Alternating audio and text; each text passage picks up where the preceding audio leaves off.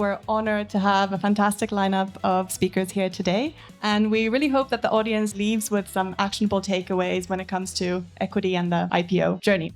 My name is Dominic O'Connell. I'm the business presenter on Times Radio. I'm going to take a gallop through a bunch of issues from the London market, look at how ownership of the London market has changed. Sure. So you've probably seen in the news that we just completed a secondary for £500 million for our employees. So this is the first liquidity event for Revolut for 3 years.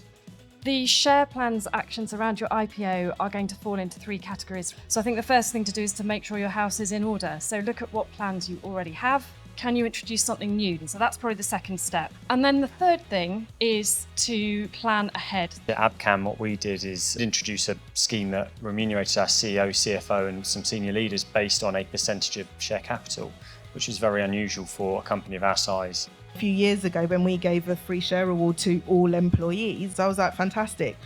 What do you mean by all employees? They were like, well, UK, Canada and Ireland, our core markets. I went, they're not our only employees. And yet I got my way, obviously, and we granted truly to all employees. I really loved it. It was my first time at Edge, and I think it was a really good mix of different people from different backgrounds. We had people that work internally in finance teams, in reward teams, and the people teams, but also a good mix of people who support companies through different stages of share plan evaluations. I'm really looking forward to coming back.